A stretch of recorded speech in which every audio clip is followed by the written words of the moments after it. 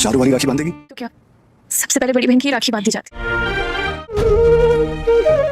पिछले 7 साल से मेरी कलाई हर रक्षाबंधन पर खाली रहती। तेरे ने कोई गिफ्ट तो लाया ही नहीं। कोई बात नहीं। कियारा, मुझे भी राखी बांध दे, लेट हो रही। सीरियल ये रिश्ता क्या कहलाता है, क्या आने वाले एपिसोड होने वाले हैं ज़बरदस्त। जी हाँ दोस्तों, आने वाले एपिसोड में आप लोग देखेंगे कि उधर अरमान कियारा को कहता है कि पहले चारों वाली राखियाँ बांध देंगी मुझे, क्योंकि राखी टाइम होता है। तो वो कहती है हाँ पहले बड़ी बहन की बिल्कुल मैं राखी बांध दूँगी। तो अरमान को कियारा जो होती है वो राखी बांधती है। अरमान कहता है 7 सालों से ये मेरी जो कलाई सुनाई थी और मेरी कभी बहन ने इधर राखी नहीं बांधी, और आज तुमने ये बांध दी और मैं तुम्हारे लिए कोई गिफ्ट भी नहीं लाया। वो कहती कोई बात नहीं।